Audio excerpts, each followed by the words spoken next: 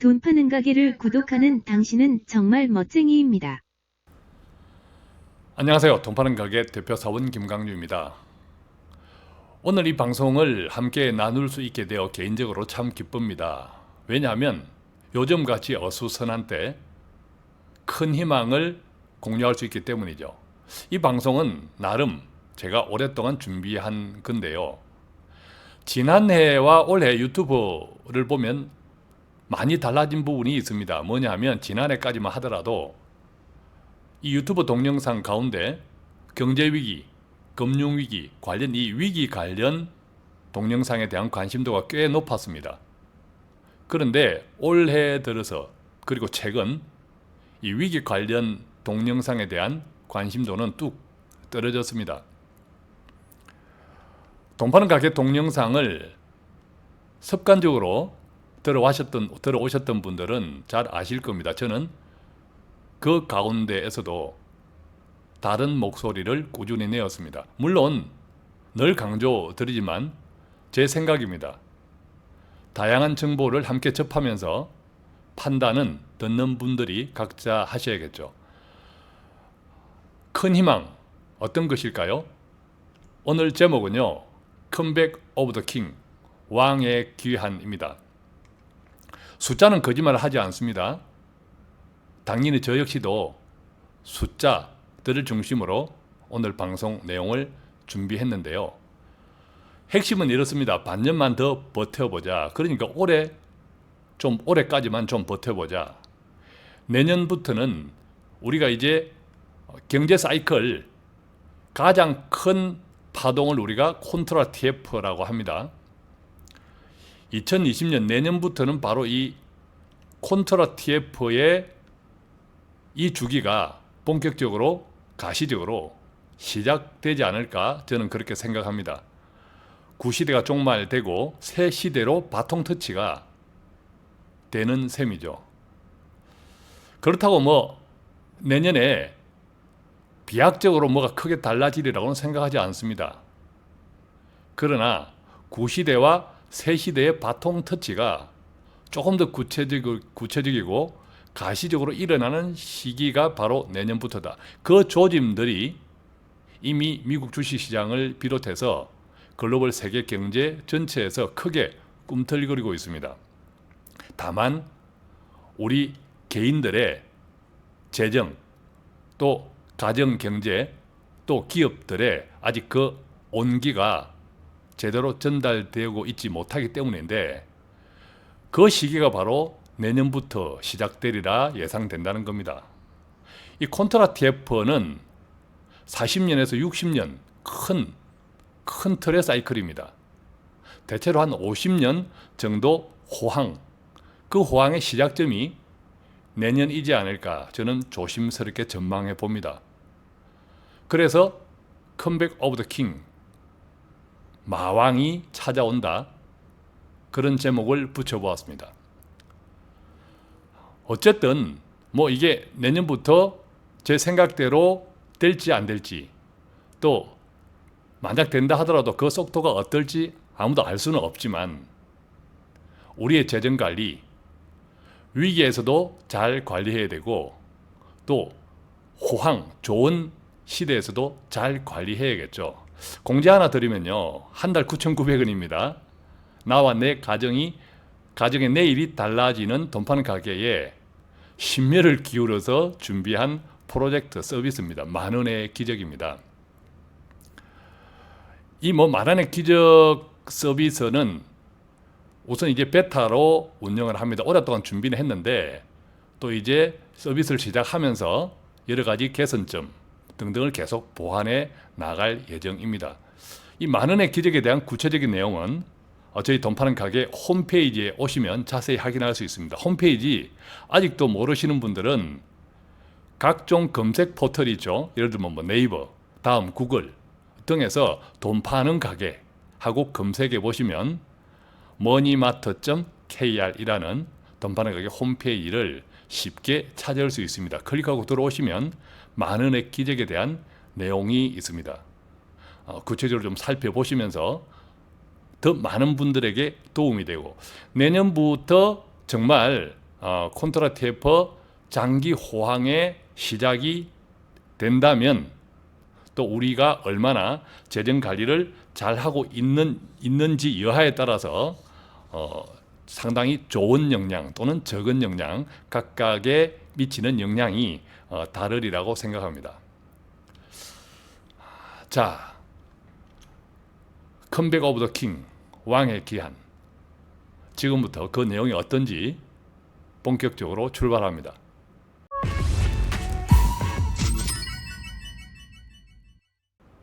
자, 컴백 오브 더 킹, 왕의 귀환. 첫 번째 이야기는 금리 인하부터 출발해 보겠습니다. 지금 전 세계 글로벌 금리 인하 시즌입니다.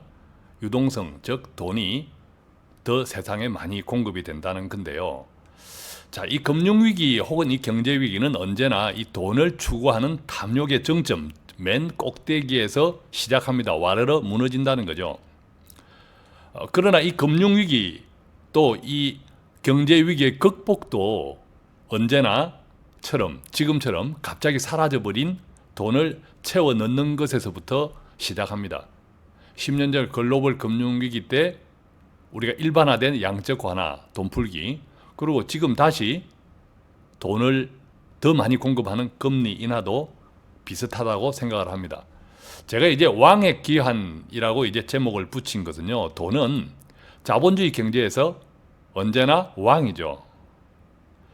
그러나 이 돈은 경제를 망치기도 또는 살리기도 합니다. 그러니까 왕이라는 겁니다.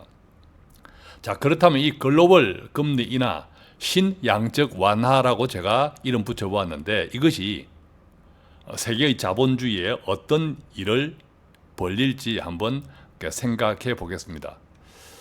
모든 경제 위기는 특별하지 않습니다.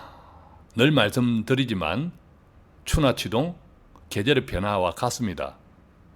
무르익으면 터지고 터져서 가라앉으면 다시 일어나는 이 사이클이 바로 그 가운데 하나, 그 과정에서 나오는 것이 바로 경제 위기라는 거죠.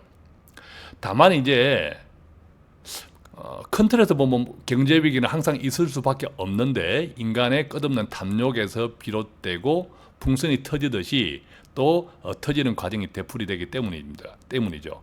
다만 그 때가 언제든 그래서 즐길 준비가 되어 있느냐의 문제입니다. 그렇죠? 경제 위기는 항상 옵니다. 그 때가 언제일지 구체적으로 찍어내기가 힘들다. 이런 불편함은 있지만 그런데 항상 언제든 온다, 언제일지 모르지만 온다라고 생각한다면 즐길 준비를 하고 있는 것이 더 현명하겠죠. 제가 늘 말씀드렸지만 여유 자산, 여윳돈의 투자, 그리고 분산, 자, 이것이 가장 기본적으로 언제든 올 수밖에 없는 이 경제 위기를 즐길 수 있는 가장 기본적인 조건이다. 이렇게 이제 생각하면 좋겠고요. 우선 이제 경제 위기의 종류를 한번 살펴보겠습니다. 가장 이제 짧은 파동을 우리가 키친 파동이라고 합니다. 가장 단기죠. 주로 한 3년에서 한 5년 정도 주기로 찾아온다고 하는데 그 원인은 통화나 이제 금리 정책을 잘못 썼고 뭐 통화 물가 관련되는 자 이런 것 때문에 오는 것을 이제 키친 파동이라고 하고 주글럭 파동 작년까지 이 위기에 대한 동영상이 크게 관심을 받았던 그 근거가 바로 10년 주기설이었습니다. 이 주글럭 파동은 보통 한 7년에서 10년 정도, 7년에서 10년 정도인데 이 7년 내에서 10년 정도마다 오는 것이 주글럭 파동이다. 주로 그 원인은 고정 투자. 이 고정 투자는 우리가 이제 뭐 상품을 만들기 위해서 공장에 이런 뭐 기계들 등이 있죠. 공장이라고 치면 그 공장의 기계들을 예를 들면 생각해 보면 그 기계가 또 소모도 되죠. 또 대체도 해야겠죠. 소모가 된다면 기계가 낡아서 고장이라도 나고 또 너무 오래되었다면 대체해야 되지 않습니까? 그래서 이런 대체 설비까지 다 포함해서 이제 고정 투자입니다. 고정 투자가 계속 그 생산을 유지하면 좋은데 예를 들면 지금 한국처럼 내수가 뚝 떨어진다든지 하면 기존의 고정 투자가 이제 유휴 남게 되죠. 자, 그런 위기가 크게 위기로 닥치는 것이 바로 이제 주글러 파동입니다. 실컷 이 공장을 늘려놨더니 언젠가부터 갑자기 수요가 뚝 떨어지면서 공장이 놀기 시작하는 현상, 이것이 바로 주글러 파동이라고 하고요. 이보다 조금 더 긴 파동은 쿠츠네츠 파동이라고 합니다. 이 쿠츠네츠 파동은 아무래도 이제 주글러보다는 더 장기죠. 한 15년에서 25년 정도, 대체로 한 20년 정도의 장기인데, 이때 이제 이 원인은 주로 설비 투자. 이 고정 투자와 설비 투자는 어떻게 다르냐 하면, 고정 투자는 일반적인 이 수요 예측에 따라서 항상 어떤 의미에서는 평균적인 최근 몇 년 내에 평균적인 고정 자산, 이 바로 고정 투자라고 한다면, 이제 그것조차도 이제 내수가 뚝 떨어지면서 이제 유휴 놀기 시작하니까 문제가 생기고 위기가 오는 거고, 이 설비 투자는 앞당겨서 미래의 잠재 수요, 경제가 더 좋네 해서 이제 더 이제 고정 투자 공장을 새로 짓고 설비를 새로 들이고 이런 고정 투자를 크게 늘리는 겁니다. 미래의 수요 증가를 예측해서 그렇게 이제 크게 늘려 놓았더니 생각대로 되지 않는 것. 자, 이것이 이제 쿠츠네츠 파동이다. 이제 설비 투자가 원인이다. 이렇게 이해하실 수 있겠고, 오늘 이야기할 이 콘트라 TF 파동, 이 가장 큰 이 콘트라 TF 파동은 이게 초장기인데 40년에서 60년입니다. 자, 이 콘트라 TF 파동은 그 원인은 기술 혁신, 또 인구 문제라든지 전쟁, 또 인구에 크게 영향을 주는 것이 바로 전쟁이죠. 자, 오늘은 아무래도 이 콘트라 TF 파동은 기술 혁신으로 이야기되어야겠습니다. 자, 그러면 이것을 조금 이제 구체적으로 한번 보면요. 미국에 뭐 몇 가지 지수가 있습니다. 다우 지수, 그리고 S&P 500 이런 등등의 지수가 있는데, S&P 500은 기술주 중심이죠. 예를 들면 뭐 아마존이나 페이스북이나 구글 등등이 속해 있는 주식시장이 바로 S&P 500입니다. 자, 이 S&P 500 지금 이 콘트라 TF 파동의 원인이 기술 혁신이라고 한다면 바로 연상되죠. 4차 산업입니다. 그러니까 이제 기술주 중심이겠는데, 이 S&P 500 이 지수의 10년 사이클을 한번 보면요. 이 S&P 500의 10년 사이클은 뭐 우리가 이제 10년이라면 주글러 파동을 생각하죠. 조금 전에 이제 보았지만, 그런데 이제 콘트라 TF 파동은 그 속에 10년이 몇 개가 포함되어 있겠죠. 그 10년이 몇 개가 포함되어 있다는 것은 이렇게 오르기도 하고 이렇게 내리기도 한다는 겁니다. 여기서 보면 큰 틀에서 이런 이게 하나, 또 뭐 이렇게 둘, 또 셋, 넷, 뭐 다섯, 뭐 이렇게 큰 봉우리들을 볼 수 있습니다. 이것이 바로 콘트라 TF 파동인데, 이 S&P 500 지수도 이 흐름을 쫓아서 지금까지 왔다. 그런데 이 콘트라 TF 파동의 이 절망적인 것, 즉 붕괴되는 때가 언제냐, 지금 이 뭐 그림에서는 자세히 볼 수 없기 때문에 제가 따로 정리를 해보았는데, 이 연일 사상 최대치를 지금 S&P 500이 지금 기록하고 있습니다. 미국 주식시장. 자, 이 S&P 500 사이클로 그래서 이 역대 콘트라 TF 파동을 한번 정리해 보면 제1시기는 이렇습니다. 대략 뭐 1783년에서 1830년 정도를 제1시기다고 하는데, 그때 이제 전기기관의 발명으로 시작되었다고 합니다. 근데 끝장난 것이 1837년. 제2시기는 대략 1830년에서 1880년, 끝장난 것이 1873년인데, 이때는 이제 뭐 기차라는 이 수단, 산업 수단 때문에 시작되었다고 합니다. 자, 제3시기는 이 전기공학과 중공업, 이 화학 포함 이것들이 원인이 되어서 이 산업들이 주축이 되어서 이 콘트라 TF 파동이 시작되었다고 하는데, 이건 역시도 1929년 미국 경제 대공황이라고 일컬어져 있죠.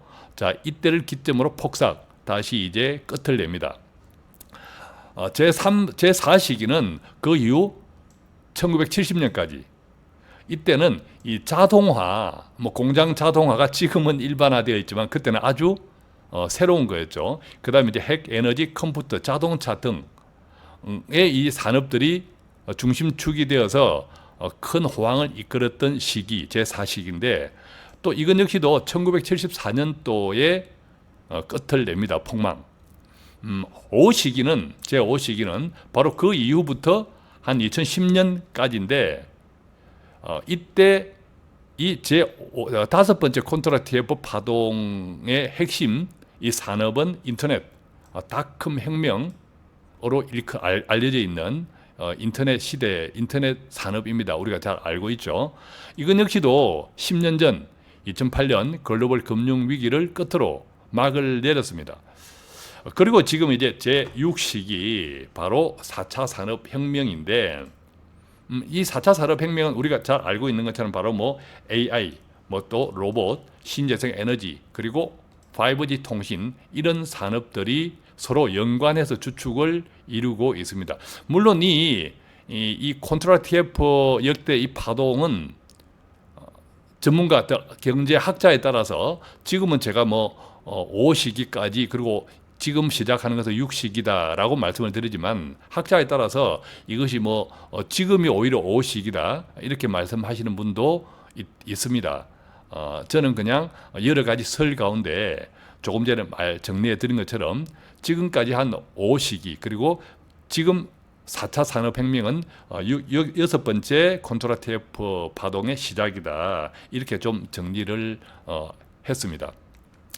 자, 그렇다면 조금 전에 이 이제 콘트라티에프 파동의 종말 끝장나는 때가 있었죠. 이 몇 가지를 이 또한 이제 정리해 보면 1800 이제 첫 번째 콘트라티에프의 종말, 이 1837년에 이때는 이제 패닉이었는데 뭐 그때 상황이 어땠는지 간단하게 정리해 보면 이렇습니다. 1837년부터 3년 동안 미국의 1,500개 은행이 그로 인해서 파산을 했습니다. 은행이 뭐 완전 1,500개가 파산을 했다. 생각해 보십시오. 우리나라 은행들이 다 파산을 했다. 뭐 끔찍하죠. 그만큼 1837년 1차 콘트라티에프의 이 종말이 완전 뭐 이렇게 패닉이었다는 거죠. 미국 동부 지역 공장이 10개 가운데 9개, 90%가 폐업을 했고요. 심지어 미국 정권거래소가 열흘 동안 문을 닫았다라고 합니다.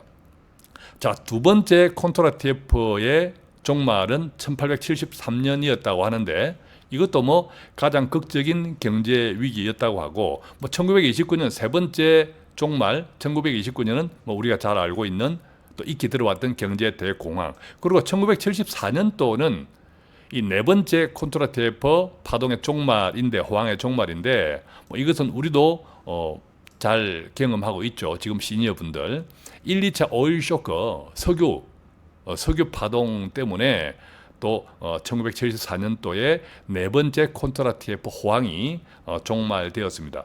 그리고 또 뭐 다 아시는 것처럼 다섯 번째 닷컴 버블로 시작된 콘트라티에프의 종말은 10년 전 글로벌 금융 위기로 이제 마무리되었다. 자, 그렇다면 이같이 역대급 패닉, 역대급 경제 위기 또 콘트라티에프 수십 년 동안의 호황의 종말 이 특징들이 몇 가지 있는데 정리해 보면 이렇습니다. 역대급 경제 위기의 공통점 첫 번째는 과도한 투자 열기 후 과도한 투자 그 다음에 발생을 한다. 두 번째 선진국에서 시작을 합니다. 부잣집이 무너진다는 거죠. 부잣집이 망하면 뭐 부잣집 옆에 붙어 살던 사람들 다 망하겠죠. 그래서 이제 전 세계 경제 위기가 오는 겁니다. 세 번째는 은행이나 금융 위기로 확대됩니다. 어쩔 수 없는 기결이겠죠. 네 번째는 따라서 그 주변국들 즉 수출 위주 국가가 폭망합니다. 대표적으로 한국도 그 대상국이겠죠. 한국처럼 수출 주도국 참 드뭅니다. 당연히 정부 수입은 대폭 감소하겠죠. 그 다음에 정부 수입이 감소하니까 정부가 발행했던 채권 또 그러니까 이게 정부가 국채를 발행했다는 것은 정부 부채 이 정부 부채가 당연히 급증을 하고 심지어 갚을 수도 없는 지경에 이르릅니다. 그래서 이제 못 갚겠다 부도선언이 이제 급증을 하고 그 결과 이제 상한불능 선언 디폴트 국가부도 이런 것들이 또 다른 경제 위기를 또 초래합니다. 그러니까 계속 이제 악순환이 된다는 거죠. 자, 그렇다면 이제 우리가 이제 금리 인하, 글로벌 금리 인하에서부터 이야기를 시작하고 있는데 이 글로벌 금리 인하가 과연 6번째 컨트롤 TF의 촉진제가 될까라는 점입니다. 자, 금리 인하는 크게 두 가지 종류가 있습니다. 어떤 종류가 있냐? 하나는 좋은 금리 인하가 있습니다. 그리고 반대로 나쁜 금리 인하가 있습니다. 즉 지금의 금리 인하가 좋은 금리 인하일까 나쁜 금리 인하일까 이것을 이제 판단하는 것이 중요하겠죠. 좋은 금리 인하는요. 일단 물가 하락 그다음에 경기 우려에 대응. 물가가 상승을 하면 금리가 인하가 아니라 금리는 올려야 됩니다. 2018년도 미국이 그랬죠. 물가가 상승할 것이라고 예상을 하고 선제적으로 금리를 올렸는데 물가가 인상되지 않습니다. 그래서 경제가 굉장히 힘들어졌죠. 미국 경제가 부자가 힘들어지니까 그 옆에 주변국들 더 많이 추워졌습니다. 힘들어졌죠. 그래서 이 좋은 금리 인하는 일반적으로 이제 물가가 하락할 때 금리를 낮출 수 있는 거죠. 그 다음에 경기 우려에 선제적으로 대응하는 일종의 보험적 성질. 선제적으로 경기 우려에 대응하기 위해서 유동성을 좀 공급하는 이것이 좋은 금리 인하다. 우리가 이제 좋은 금리 인하다, 나쁜 금리 인하다라고 구분하는 그 이유는 결과론적입니다. 즉 좋은 금리 인하는 그 결과 조금 비틀거리던 불안하던 경제가 되살아났다. 자, 이것이 좋은 금리 인하고 나쁜 금리 인하는 금리 인하를 했는데 오히려 더 경제가 나빠졌다. 이것이 이제 나쁜 금리 인하인데 이 나쁜 금리 인하는 경기 침체에 대응하는 원인, 그 경기 침체에 대응하기 위해서 금리 인하를 한 결과가 대체로 나쁜 금리 인하, 즉 경제가 더 안 좋은 경우로 나타났다는 거죠. 자, 그럼 우리가 지금 세계 경제, 특히 미국 경제를 경기 침체로 보고 대응을 한다. 금리 인하를 이렇게 생각해야 할까요? 아니면 경기 우려에 대응한다 이렇게 생각해야 할까요? 조금 이제 설왕설래가 있는데 그 다음 이야기를 한번 나누어 보겠습니다. 자, 이 금리 인하를 가르는 기준, 즉 금리 인하가 나쁘냐 좋냐를 가르는 그 기준입니다. 단순하게 표면 맹목금리가 아니라 실질금리 변동을 봐야 한다는 거죠. 실질금리 변동은 자, 우리가 이제 미국의 기준금리를 이야기할 때 항상 나오는 게 바로 국채 10년물 금리를 이야기하죠. 이 실질금리는 이 국채 10년물 금리에다가 물가 인상을 뺀 이것을 이제 실질금리라고 합니다. 예를 들면 한국의 2000년, 2007년 이 금리 인하는 경기 침체일 때 발생을 했는데 그래서 뭐 결과적으로 좋지 않았죠. 자, 이것을 구체적으로 이제 실질금리 변동, 실질금리란 것과 조금 이제 연관시켜서 생각을 해보면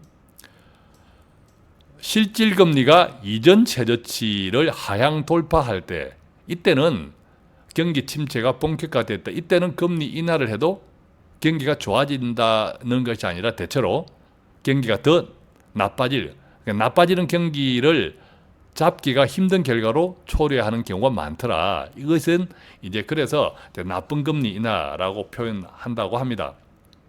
예를 들면 뭐 2000년도 지금 이제 실질 금리가 마이너스로 떨어졌죠.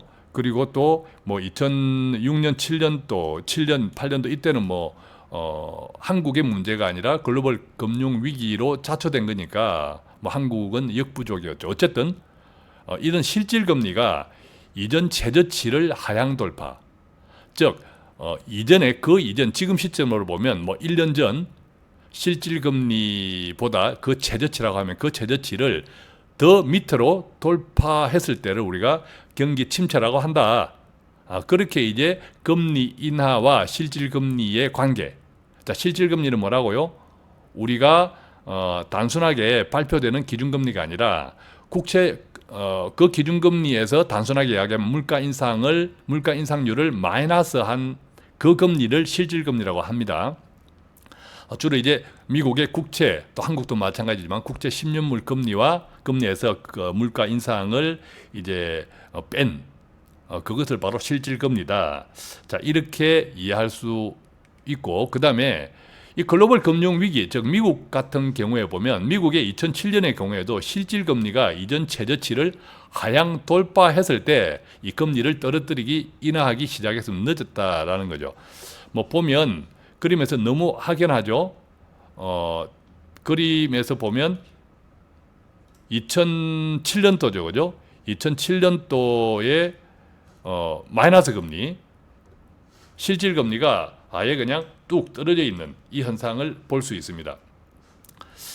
자, 이 2007년, 8년도에는 이미 그러니까 미국이 그 당시도 지금도 많이 이제 리뷰를 해보면 복습. 미국의 금리 인하가 너무 늦었다. 즉 미 연준이 실수를 했다. 이런 이야기. 그래서 2018년 지난해 그 같은 실수를 반복하지 않기 위해서 연준이 급하게 올렸는데 결과적으로 뭐 그것도 실패를 한 거죠. 그러니까 이 금리 정책은 참 쉽지가 않다라는 것을 우리가 엿볼 수 있습니다. 어쨌든 지금 이제 두 자료에서 우리가 살펴본 것은 미국이든 한국이든 아무래도 이제 한국은 미국의 뭐 바로 영향권에 있으니까 큰 의미가 없겠죠.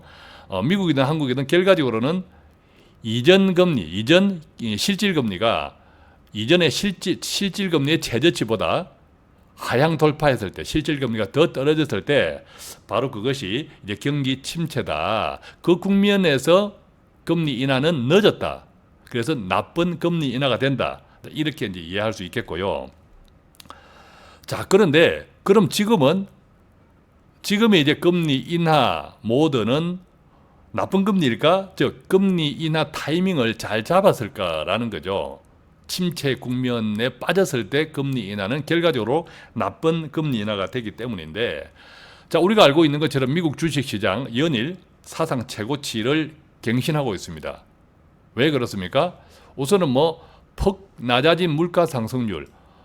최근 이제 뉴스를 보시는 분들은 아시겠지만 원래 미국 금리 인하를 투샷, 즉 0.25씩 내리던 것을 한꺼번에 0.5%를 내릴 수 있다라는 기대치가 상당히 높았는데 최근 이제 미국 경제가 굉장히 기대보다 훨씬 좋습니다.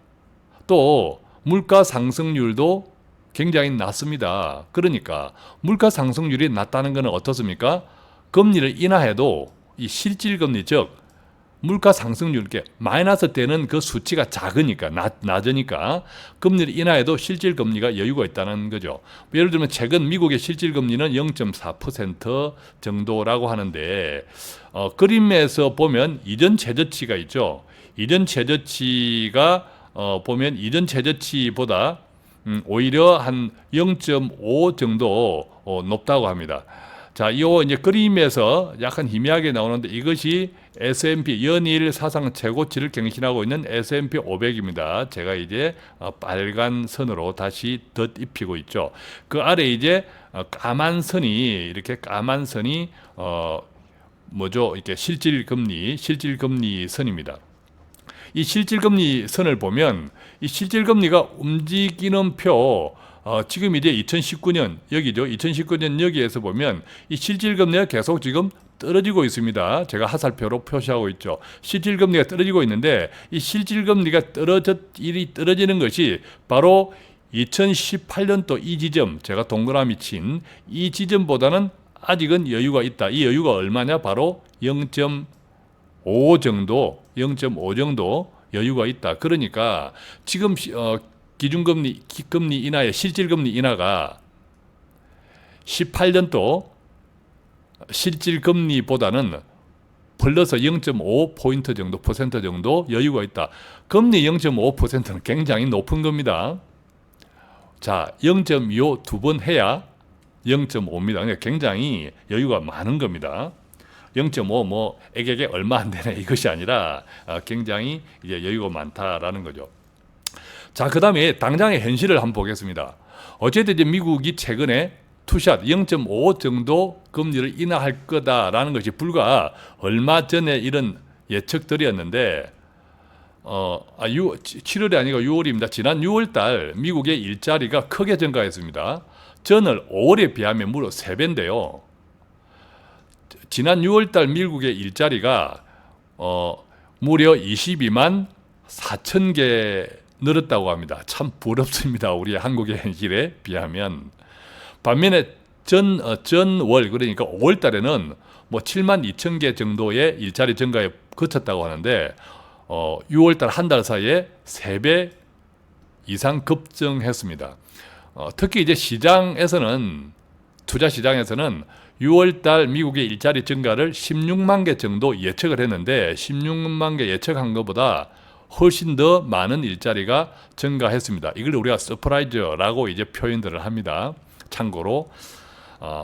자, 그리고 또 이제 연준의 파월 의장은 최근에 어떤 이야기를 했습니까? 경기 확장세 유지를 위해서 적절히 대응할 것. 자, 이 표현에서 우리가 읽을 수 있는 것은 상당히 여유가 있다라는 겁니다. 경기 확장세 유지를 위해서 적절히 대응할 것. 이 말은 금리 인하를 하겠다라는 뜻인데 뚜껑을 열다 보니까 미국 경제가 너무 좋다.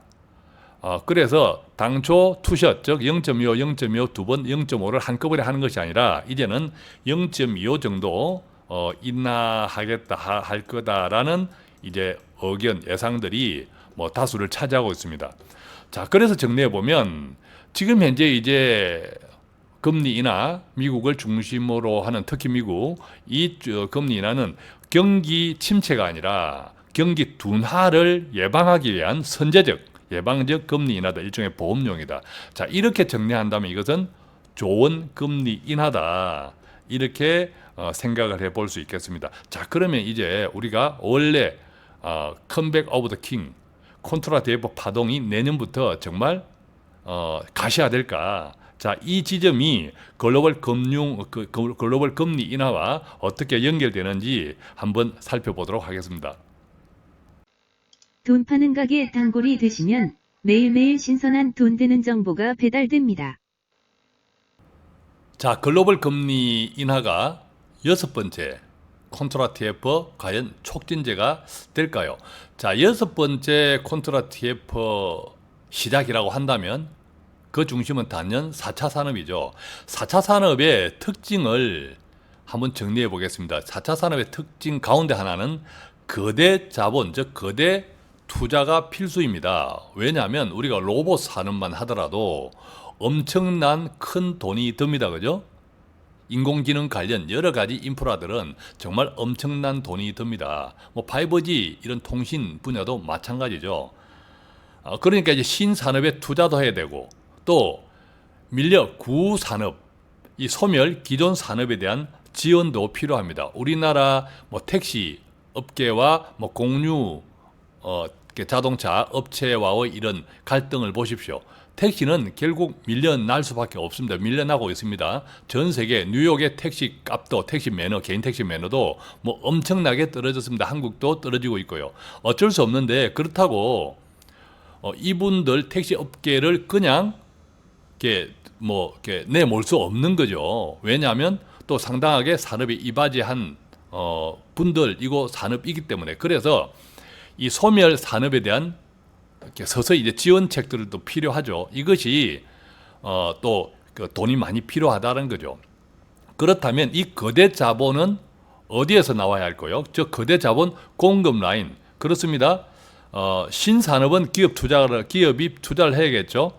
지금 이제 최근에 이제 삼성전자 같은 경우에 한 5년에 걸쳐서 133조 원을 투자해서 기존에 이제 메모리 반도체 중심에서 비메모리 분야에 크게 핵심적으로 투자하겠다 이런 것처럼 신산업에 대한 기업 투자 어마막대한 돈이 필요하고 기업만 가지고 될까요? 정부의 정책 자금이 필요하겠죠. 마찬가지로 정부는 또 이 소멸되는 기존 산업에 대한 재정 지원이 정부 몫이기도 합니다. 그러니까 다 돈이 필요하다는 거죠. 자, 이 점에서 이 글로벌 금리 인하 돈이 많이 공급된다는 것은 거대 자본, 4차 산업에 필요한 거대 자본의 공급에 크게 도움이 되고, 이것은 이 부분에서 특히 4차 산업의 가속화되는 계기가 된다. 자, 이렇게 이제 연결할 수 있겠죠. 자, 이 지점에서 그렇다면 한국 경제하고 이제 글로벌 금리 인하는 또 어떻게 좀 생각해 볼 수 있을까? 저는 이제 두 가지로 이것도 나누어 볼 수 있다고 생각합니다. 그렇죠. 기회일까? 또 위기일까라는 거죠. 기회 측면에서 보면 미국의 금리 인하는 한국 금리와 격차를 축소합니다. 그렇죠? 우리가 이제 한국 금리와 미국 금리가 차이가 벌어지면 우리는 점점 불리해질 수밖에 없죠. 구체적으로 설명하지 않더라도 이제 아실 수 있다고 생각합니다. 어쨌든 또 글로벌 금리가 인하되면 한국 금리 인하 여력도, 한국도 인하할 수 있는 여력을 확보한다는 거죠. 한국도 금리 인하를 할 수 있다면 통화 공급이 확대되고 소비와 투자 증가의 계기가 될 수 있겠죠. 반대로 이 글로벌 금리 인하가 잘못하면 한국 경제에 위기일 수도 있습니다. 이런 거죠. 지금 이제 반도체가 좋지 않습니다. 최근에 이제 일본 악재 때문에 더 걱정이 많습니다.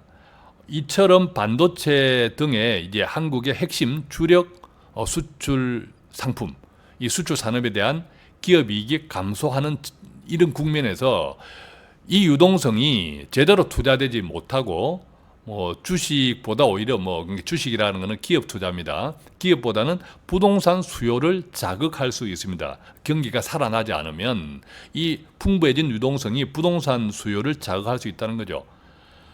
그렇게 되다 보면 가계부채 증가 요인이 되고, 즉 소득은 늘지 않는데 이 부동산 버블이 생기면 가계부채가 증가하고 집값이 비싸지고 전세값도 오를 수 있고 등등 버블이 확장되니까 이것은 또 한국 경제의 위기라는 거죠. 자, 그러면 여러분들은 어떻게 생각하세요? 이 글로벌 금리 인하가 한국 경제의 기회 요인일까 위기 요인일까? 저는 기회에 배팅합니다. 몇 가지 정리해보면 이렇습니다. 첫 번째 역사적 경험인데요. 미국 경제가 건재하면 한국 경제는 최소한 망하지는 않습니다. 미국 경제가 건재하다면 한국 경제는 최소한 망하지는 않습니다. 과거 우리가 20년 전에 IMF 같은 경우에는 조금 이제 특이했죠. 주로 이머징 국가에 밀어닥친 이 금융 위기, 그죠? 외환 위기에 우리가 이제 말려든 거고, 그때 처음으로 이제 금융시장을 섣불리 개방한 그 대가를 톡톡히 치렀기 때문에 어떤 의미에서는 이 경제의 가장 본질적인 경제하고는 조금 동떨어진 위기를 우리가 자초한 셈이 되었죠. 자, 역사적 경험 두 번째는요. 미국뿐만 아니라 글로벌 경제가 건재하면 한국 경제는 이제 성장합니다. 자, 왜 그럴까요? 바로 한국은 대표적인 수출 주도 경제이기 때문입니다.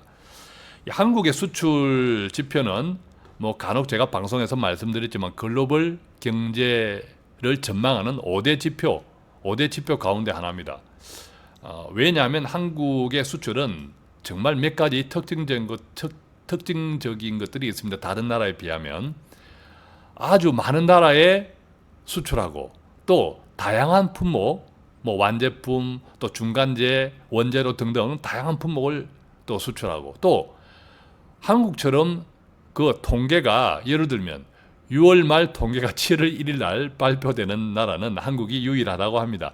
그런 통계의 적시성 등등으로 인해서 한국의 수출 지표가 글로벌 경제의 지표 5대 지표 중에 하나에 속할 정도로 한국은 수출 주도 경제입니다. 그러니까 이 미국하고 글로벌 경제가 건재하면, 좋아지면 한국 경제는 성장할 가능성이 크게 높다라는 거죠. 그래서 저는 이제 미국 경제가 굉장히 지금 좋고, 또 금리 인하가 여러 유럽 경제에도 도움이 되고, 또 이것이 다시 전 세계 생산기지 아시아 쪽 이머징 국가의 성장에 도움이 된다면 당연히 한국에도 좋은 영향이 있지 않겠냐. 그래서 이제 기회 요인에 배팅한다는 거고요.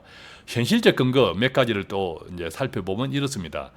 자, 이제 여섯 번째 컨트라 TF라고 이제 제가 말씀을 드리고 그 원인은 4차 산업혁명이라고 정리하고 지금 이야기를 나누고 있는데요. 이 4차 산업혁명에서 가장 중요한 개념은 바로 연결성입니다. 연결성. 그렇죠? 지금은 이 연결이라고 하는 것들이 지금 우리가 쓰는 지금 이거 보고 있는 이 유튜브조차도 연결성에 기초했습니다. 만약에 이 연결성에 기초가 되는 바로 통신망이 한국이 갖추어지지 않다면 여러분들이 이 유튜브를 지금 제대로 들을 수 있을까요? 예를 들면요, 쿠바 같은 나라에서는 아직도 인터넷 카페가 거의 없다고 합니다. 최근에 이제 인터넷 카페가 쿠바에 만들어졌는데, 도시에 그 인터넷 카페가 한 시간 정도 줄을 서야 들어간다고 합니다. 그런데 워낙 속도가 느려서 이메일 하나 보내고 하려면 거의 30분을 기다려야 한다고 합니다. 그만큼 이 4차 산업혁명의 통신망은 굉장히 중요합니다. 그래서 이 5G는 단순히 빨라졌다가 아니라 그 훨씬 이상의 가치가 있다. 이렇게 이제 좀 정리하면 좋을 텐데요. 5G 이전, 즉 4G까지는 기술은 소비자를 위한 것이라면 5G는 여러 산업의 융합을 위한 것이다. 자, 제가 이 4차 산업혁명의 가장 중요한 개념이 연결성이고, 그 연결성의 핵심이 바로 통신망이라고 하는데, 여러분 떠오르는 게 있죠? 한국은 5G를 상용화를 제일 먼저 시작한, 개통한 국가입니다. 또 IT 인프라, 즉 인터넷 인프라가 가장 한국처럼 잘 갖추어져 있는 데가 없습니다.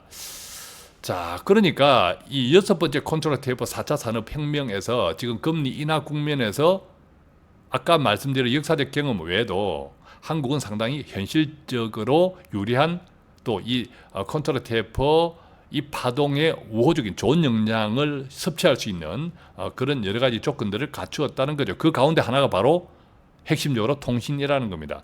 자, 한국을 필두로 이런 5G 상용화가 속속 진행이 되는데 2020년, 내년입니다. 바로 2020년부터는 그로 인해서 5G 트래픽이 본격 증가 국면에 진입할 거다. 이게 추측이 아니고 확실하다. 자, 이렇게 생각을 하시면 됩니다. 확실하다. 추측이 아닙니다. 자, 예를 들면요, 이 4차 산업을 주도하는 주로 이제 우리가 팡주라고 하죠. 팡주는 페이스북은 알파벳이라는 지주회사를 통해서 이제 주가가 움직이고 있습니다. 그 다음에 아마존, 애플, 넷플릭스, 구글, 이 등에 이른 시가총액은 웬만한 국가의 1년 GDP 규모 이상입니다. 자, 이런 팡주들이 4차 산업을 주도하는데, 생각해 보십시오. 지난해 이 팡주가 크게 하락했습니다. 그래서 이 기술주들이 너무 과평가됐다, 이런 이야기도 많았고, 그런데 지금 현재 이 S&P 시장의 신고점, 계속 역사적 고점을 갱신하는 주축 회사들이 바로 팡주입니다.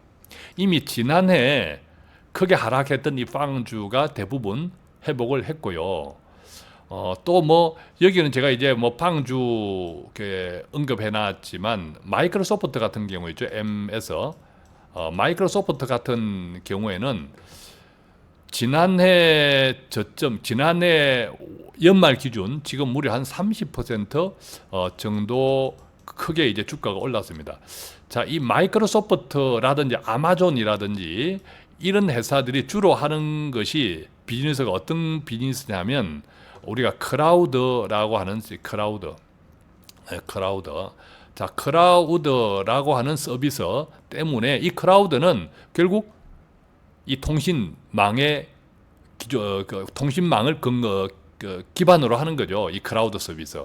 자, 이 클라우드 서비스가 MS를, 마이크로소프트를 지금 크게 먹여 살리고 있는 가장 핵심 산업이 바로 클라우드 서비스. 이것이 바로 통신에서 기반한다라는 거죠.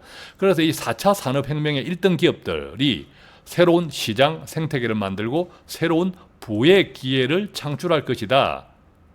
자, 지난해하고는요, 완전 다른 이야기들을 하고 있는 겁니다. 다른 이야기들을. 자, 그만큼 이제 제가 2020년 반년만 버티되 내년부터 콘트라테이프 파동, 호황에, 장기 호황에 조금 더 가셔야 된다라고 말씀드리면서 그런 조짐들이 지금 현재 올해 아주 뜨겁게 나타나고 있다. 이 현상들이 지금 이 페이지에서 말씀드리는 내용입니다. 자, 그래서 이 기술주 중심의 S&P 500 이 지수는 지난 5년간 주당 순이익, 우리가 EPS라고 하는데 이 주당 순이익에서 나오는 것이 뭐 PER 뭐 이런 거죠. 이 주당 순이익이 2배 성장했다고 합니다. 지금 현재 이제 뭐 우리가 금리 인하 국면에서 하반기 미국 기업들의 이익 추정치를 지난해에 추정했던 것보다 다 많이 낮추었습니다. 하향 조정했죠. 한국도 마찬가지고. 이익 추정치를 하향 조정했음에도 불구하고 이 하반기 미국 증시가 사상 최고치를 갱신하는 이유, 바로 4차 산업을 주도하는 팡주다. 이렇게 이해하면 좋겠습니다.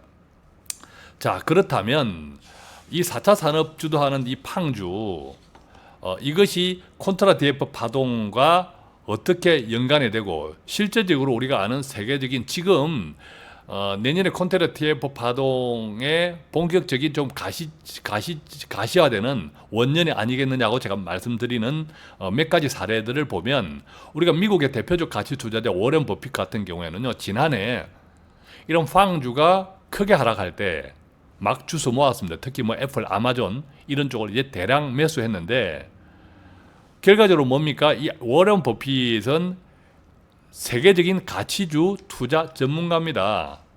이게 워런 버핏은 지난해 애플, 아마존 이런 팡주들이 막 크게 떨어질 때, 야, 이때 주워야지 하면서 대량 매수했습니다. 무슨 이야기입니까? 4차 산업이 비로소 이 가치주로 정착했다라고 이해할 수 있습니다. 또 최근에 이제 뭐 알리안츠 인베스터즈라는 이 투자 기업의 번저 맥키니 포트폴리오 매니저는 이런 말을 했습니다. 지금 주식은 끔찍할 정도로 싸다. 만약 제 생각대로 내년에 본격적인 콘트라테이프 파동의 장기 호황이 이제 가시화된다라고 생각한다면 지금 주식은 끔찍할 정도로 싸다는 거죠. 그런데 이 지금 주식은 끔찍할 정도로 싸다, 그걸 실행에 옮긴 사람은 그 중에 하나가 바로 워런 버핏이다 라고 생각을 해보신다면 제가 지금 말씀드린 이 콘트라테이프 4차 산업혁명이 주도하는 이 콘트라테이프 파동에 조금 더 느낌을 가질 수 있지 않을까 생각을 합니다. 자, 두 번째, 지금 저는 이제 콘트라테이프 파동을 말씀드리고 이 미국의 금리 인하가 이 콘트라테이프 파동에 어떤 영향을 줄 것인지 말씀을 드리고 또 한국 경제에는 어떤 영향을 끼칠까를 같이 엮어서 말씀을 드리는데, 한국 경제의 기회 요인이다. 현실적 근거, 그 현실적 근거 두 번째입니다. 자, 첫 번째는 우리가 4차 산업의 핵심은 연결성이다. 그 연결의 핵심은 통신이라고 말씀을 드렸고, 그 통신에 가장 앞서 있는 선도 국가 중에 하나가 바로 한국이다 말씀드렸는데, 자, 현실적 근거 두 번째를 보면요. 글로벌 통신 장비 시장의 판도 변화가 최근 많이 돋보입니다. 글로벌 통신 시장의 판도 변화, 통신 시장이니까 우리가 이제 통신 장비 시장 4G에서 5G로 크게 바뀌면서 당연히 이 통신에 관한 시설, 설비, 장치 산업도 많이 바뀌겠죠. 지난해 글로벌 통신 장비 점유율 1등은 29%, 시장 점유 1등은 에릭슨이라는 회사였습니다. 그런데 이제 올해 2019년은 어떨까? 보면 2019년에도 에릭슨이 예상 점유율 24%로 여전히 1등을 할 것이라고 예측을 하고 있는데, 자, 24%니까 지난해는 29%였으니까 조금 이제 하락을 했죠. 자, 근데 2등이 삼성전자입니다. 자, 2등 삼성전자가 세계 글로벌 통신 시장의 2위를 점치는 예상을 하고 있는데 점유율 21%. 자, 3위가 핀란드 노키아, 그 다음에 4위가 중국 화웨이인데, 사실은 뭐 중국 화웨이 사태 우리가 알고 있는 것처럼 삼성전자 같은 경우에는 화웨이의 반사이익, 얻고 있는 셈이기도 합니다. 자, 이런 내용들은 이제 글로벌 시장 조사 업체 IHS라는 그 마켓 보고서에서 지난 2019년 4월 달에 발표한 내용입니다. 자, 이 페이지에서 우리가 알 수 있는 것, 한국이 이 통신 분야에서 5G에서 상당히 선두권 국가 가운데 하나다. 자, 그것들을 등에 힘입고 삼성전자가 상당히 분발할 수 있는 이런 계기가 되고 있다. 자, 이렇게 좀 이제 생각해 볼 수 있겠고요. 자, 현실적 근거 세 번째는요. 이 통신망 발전 과정에서 통신망이 발전하면 필수적으로 어떤 현상이 있을까? 데이터 트래픽이 급증을 합니다. 데이터 트래픽. 그러니까 이제 우리가 예를 들면 검색한다든지 뭐 동영상을 본다든지 이런 트래픽 이용량이라고 단순하게 이해해 보면 이런 이용량이 급증을 한다는 거죠. 자, 이 데이터 트래픽이 급증을 하면 관련되는 반도체 수요도 급증을 합니다. 이 반도체 수요가 급증을 한다는 것은 이 데이터 트래픽이 더 빨라지는 거죠. 5G. 더 빨라지니까 더 빨라지는 속도에 대응할 수 있는 반도체가 계속 업그레이드 되고 또 이 반도체 교체 수요가 급증을 한다. 이렇게 이제 이해하실 수 있겠는데 2018년 11월 달 지난해 11월 달에였네요. 에릭슨이라는 이 시장 보고서 전망 보고서를 보면 2024년 5G를 통한 데이터 트래픽이 전체 트래픽의 25%에 달할 것이다. 지금 이제 4G에서 불과 얼마 전에 4G에서 5G로 이제 바뀌고 있는데 이 5G로 인한 트래픽이 전체 트래픽의 25%에 달할 것이다. 25%에 달할 것이라고 하니까 그 과정에서 어떤 현상? 바로 반도체가 굉장히 수요가 급증할 것이다 라는 거죠. 특히 이제 지역별 트래픽의 경우에는 무려 최소 4배에서 9배까지 급증하리라고 예상이 되는데 동북아시아 쪽에 가장 많을 것이다 라고 이제 예상을 하고 있습니다. 자, 이 같은 데이터 트래픽의 증가는 앞서 말씀드린 대로 당연히 반도체 수요의 증가로 이어진다. 우리가 이제 반도체 하면 일반적으로 메모리와 비메모리로 나눌 수 있죠. 몇 번 말씀드렸습니다. 메모리는 우리 삼성전자와 하이닉스가 세계 거의 한 70% 정도를 현재 공급하고 있는 절대 값이고요. 근데 이제 메모리는 양산이 쉽고 좀 단순한 반도체입니다. 메모리 분야는 우리가 이제 사진을 찍으면 스마트폰으로 사진을 저장하는 이 반도체가 메모리 반도체라고 이해하시면 되고 또 카톡 그 글자를 텍스트를 저장한다든지 이런 저장용으로 쓰이는 것이 메모리다. 근데 비메모리는 이 스마트폰 운용 체계라고 하는 이 기술을 돌리는데 사용되는 것이 비메모리다. 근데 비메모리가 아무래도 메모리보다 더 비싸겠죠. 근데 이 비메모리 분야는 굉장히 종류도 많습니다.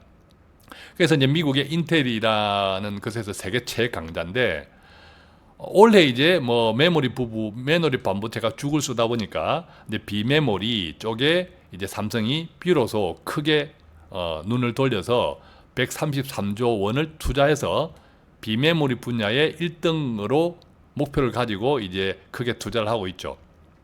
자, 이런 이제 비메모리 반도체 시장이 곧 이제 우리가 인공지능, 이제 시스템을 돌리는 반도체니까 이 인공지능 반도체 시장 규모인데 이 표에서 보시면 작년 2018년, 올해 2019년 해가 가면 갈수록 매년 50%씩 급성장을 합니다. 굉장히 큰 시장이죠. 자, 이것이 반도체입니다. 자, 이것을 반도체라고만 해석하지 마시고 이 4차 산업의 핵심이라는 거죠.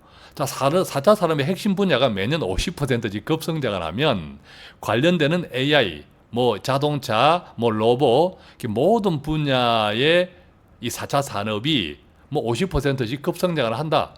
왜? 반도체는 핵심 부품이니까 핵심 부품이 50% 급성장을 한다는 것은 해마다 산업 전체가 그만큼 성장을 한다. 대략 말씀드리면 이렇게 이제 이해할 수 있겠죠. 그래서 이제 삼성전자는 시스템 반도체 등에 이 시스템 반도체 등, 즉 이제 비메모리 분야죠. 이 비메모리 반도체 분야에 총 133조 원을 투자해서 2030년에 메모리와 비메모리를 합친 통합 1위를 이제 목표로 하고 있습니다. 자, 이제 다음으로는요, 이제 현실적 근거 네 번째, 우리가 이제 중국 반도체가 반도체 굴기로 상당히 이제 위협적으로 공격해 오고 있다, 이런 뉴스를 간혹 접하지 않습니까?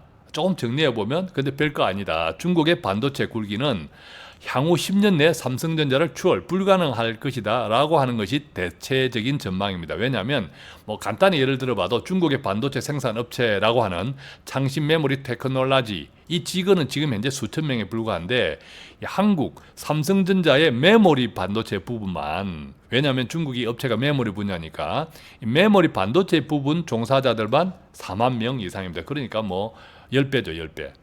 또 중국의 한 해 이 반도체 관련 메모리 분야 설비 투자 규모는 15억 달러에 불과하지만 뭐 우리가 빅3라고 일컬어지는 삼성전자, 하이닉스, 마이크론 이런 등등은 총 462억 달러를 설비 투자를 하고 있습니다. 엄청난 차이가 있는 거죠.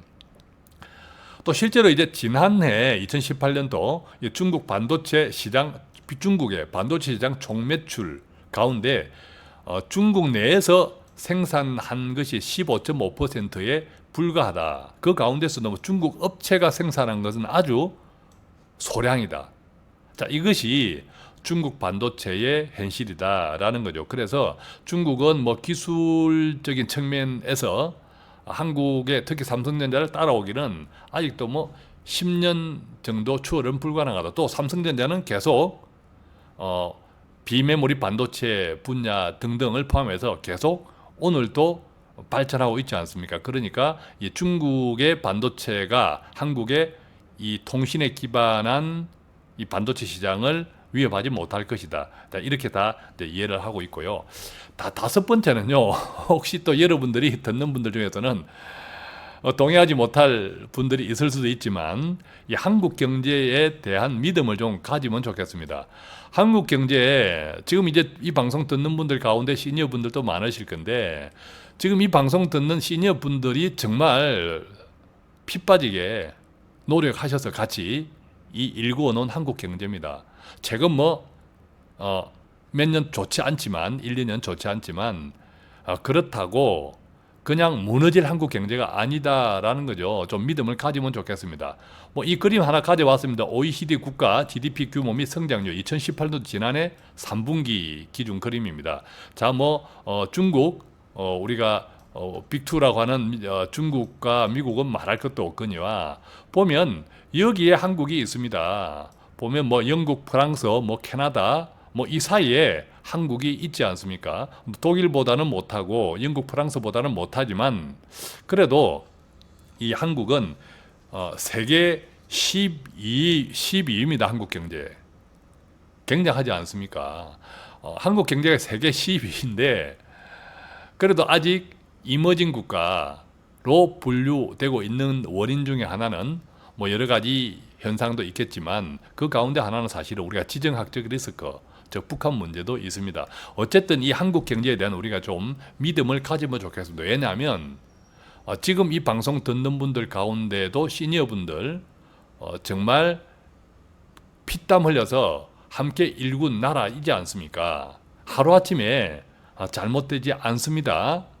조금 1, 2년 힘들고 있지만 그래서 우리가 자꾸 이제 불안, 염려가 너무 오바되면 자, 이것이 걱정이 사람을 잡아먹고 걱정이 기업을 잡아먹고 또 나라를 잡아먹습니다. 저는 이제 그런 것들이 좀 많이 우려스럽고 지난해 나라 경제 뭐 경제 위기, 금융 위기 그런 엄청난 동영상들이 쏟아질 때 제가 다른 목소리를 냈던 것은 그게 너무 팩트에 근거하지 않은 그냥 동영상 클릭을 유발하기 위한 또 단순하게 주글로 파동 즉 10년 주기설에 기반한 단순한 논리들이 너무 많았기 때문이죠.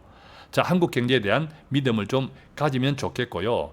현실적 근거 여섯 번째는 정부 재정이 관련해서 굉장히 빵빵합니다. 자, 한국의 재정 건전성 이것도 좀 팩트 위주로 좀 보면 이해하시면 좋겠어요. 한국의 재정 건전성은 세계 최고 수준입니다. 즉 돈을 더 많이 풀 수 있는 재정이라는 겁니다. 2018년 기준 OECD 회원국 가운데요. GDP 대비 조세 수입, 이때는 이 GDP 대비 조세 수입은 사회보장기여금을 포함한 국민 부담률이 평균 34.2%라고 합니다. 전년 대비 0.2% 상승했다고 하는데 1965년 이후 또한 최고 수준이라고 합니다. 자, 그러니까 2018년 기준 OECD 회원국 GDP 대비 조세 수입에 있어서 평균 34.2%, 이것은 전년 대비 좀 상승했고 1965년 이후 최고 수준이지만 다른 나라에 비해서 상당히 양호하다. 그리고 한국의 GDP 대비 국민 부담률은 26.9%인데 이건 역시도 전년 대비 0.7%포인트 상승했지만 한국은 OECD 전 나라를 통틀어 유일한 재정수지 흑자국입니다. 아직도. 이게 무슨 말이냐면 한 달, 1년 세수, 즉 수입에서 정부 기준 세출, 즉 지출이 하고도 남는 장사를 하는 나라가 바로 대한민국이라는 거죠. 이게 유일하다는 겁니다. 그러니까 계속 돈이 남는 나라가, 정부 재정이 남는 나라가 한국입니다. 그런데 여러 가지 이제 투자들을 많이 하고 정부 지출, 이제 복지가 늘어나면서 점점 지금 이제 어려워지고 있습니다만 다른 나라에 비하면 훨씬 더 투자 여력이 높다라는 점입니다. 예를 들면 2018년 3분기 기준 GDP가 1조 5,300억 달러인데 한국 세계 12위 경제 대국입니다. 조금 전에 우리가 이제 그림에서 본 것처럼 그래서 조금 불편할 수 있겠지만 당장의 한국 경제 크게 걱정할 일은 아닙니다. 그동안 많은 분들이 피땀 흘려 같이 일을 해둔 결과라고 생각을 합니다. 조금 여유를 가지고 믿음을 가지면 좋겠고요. 그래서 최근에 이제 세계은행 등에서도 이런 이야기를 했죠. 한국은 좀 더 확장적인 재정 정책과 복지 정책을 펼칠 필요가 있다. 그러니까 돈 쓰라라는 거죠. 왜 돈을 빨리빨리 풀어라. 이 저출산 고령화 4차 산업을 위한 경제 기조의 대변환이 필요하다. 그렇게 강력하게 요구를 한 이유도 한국의 팡팡한 재정에 있다. 그렇게 이해하면 좋겠고요. 자, 그래서 저는 이제 포퓰리즘이 아니라고 생각합니다. 한국 정부가 적극적으로 돈을 풀어나가는 것. 오히려 더 가감한 투자가 필요한 거죠. 다만 이제 정말 이제 중요한 것은 적재적소가 중요합니다. 자, 돈을 풀어도 이 적재적소에 풀면 포퓰리즘이 아닙니다. 그런데 예를 들면 선거를 위해서 푼다든지 그런 냄새가 나면, 그런 느낌이 들면 이것은 이제 포퓰리즘이라는 거죠. 한국은 앞서 같이 정리해 본 대로 정말 이 4차 산업을 주도할 수 있는, 특히 통신, 엄청난 잠재력, 현실적인 기술, 산업을 가지고 있습니다. 그렇다면 우리나라의 이 나름대로 여유 있는 재정은 어디에 써야 할까요? 당연히 4차 산업을 혁신하는데 과감하게 써야 합니다. 그것은 포퓰리즘이 아니라는 거죠. 국가 부채 비율도 매우 건전합니다. GDP 대비 40%를 왔다 갔다 하는데 유럽은 평균 100% 이상이고 일본은 무려 250%입니다. 이렇게 말하면 일본은 부채가 많아도 자국민이 많이 가지고 있다더라. 사실 맞습니다. 90% 이상. 그런데 한국의 자국민 소유 비율, 우리나라 정부 채권의 소유 비율도요 86%입니다. 그러니까 비슷합니다. 그러니까 우리가 여러 가지 재정 측면에서 어떤 면에서는 일본보다 유리한 입장에 있습니다. 좀 이런 부분 좀 긍지를 가지면 좋겠고요.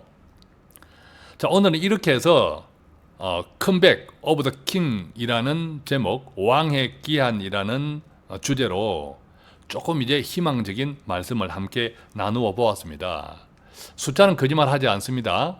반년만 더 버텨보자. 2020년 내년부터 컨트롤 TF 나름대로 이제 좀 가시화되는 초입에 있다. 구시대가 종말하고 새시대, 즉 4차 산업혁명의 바통 터치가 본격화된다. 50년 호황이 시작된다. 그래서 마왕이 찾아온다. 이렇게 이제 제가 제목을 정리해 보았는데 물론 시작할 때 말씀드렸지만 제 생각입니다. 나름 꼼꼼히 좀 준비해 보았습니다. 그래서 다양한 또 정보 들으시고 판단은 뭐 듣는 분들의 몫이지만 어쨌든 지금까지 뭐 서울 아파트에 대한 거라든지 또 우리나라 경제, 세계 경제에 대한 큰 틀에서의 일관되게 말씀드렸던 것, 돈 파는 가게 계속 지켜 들어오셨던 분들이라면 뭐 그닥 큰 틀에서 벗어나지 않았다, 이런 또 느낌을 가지셨을 거고요. 오늘 정리한 내용도 많은 분들에게 좀 이제 도움이 되면 좋겠다, 자, 이런 생각을 해봅니다. 자, 내년부터 어쨌든 뭐 호황이 오든 시작이 되든 아니면 지금처럼 어려운 국민이 계속되든 심지어 뭐 큰 위기가 오든 그 위기를 즐길 수 있는 준비가 굉장히 중요하다고 앞서 말씀을 드렸습니다. 분산, 그리고 여유, 돈의 관리, 투자. 자, 그걸 위해서 시작할 때 말씀드렸듯이 공지 한 달 9,900원으로 셀프 재정 관리를 할 수 있는 서비스입니다. 돈 파는 가게가. 이것을 한번 꼭 살펴보시고 나와 내 가정의 내일이 달라질 수 있도록 이 만원의 기적, 한 달 만원으로, 만원도 안 되죠. 9,900원 부가세 포함이니까 많이 활용하시면 좋겠고, 이 만원의 기적에 대한 구체적인 내용 돈 파는 가게 홈페이지에서 자세히 확인할 수 있습니다. 돈 파는 가게 홈페이지는 어디서 발견할 수 있나요? 각종 검색 포털, 네이버 다음 구글 등에서 돈 파는 가게 탁 치면 나옵니다. 들어가셔서 이게 만원의 기적 그 내용 살펴보시고요. 이 만원의 기적 서비스에 대해서는 또 별도로 방송을 하나 만들어서 이 공유하도록 이렇게 하겠습니다. 자, 오늘도 이렇게 해서 매일매일 돈 파는 가게 조금이라도 유익한 정보를 배달해 드리기 위해서 최선을 다하고 있습니다. 좀 도움이 되었으면 좋겠습니다. 구독하거나 다른 좋은 분들에게 공유하시면 좋고요. 간단한 문의는 02-536-0153으로 전화해 주셔도 되고, 카카오톡 플러스 친구 돈 파는 가게 맺고 1대1 채팅창 이용해 주셔도 되겠습니다. 고맙습니다.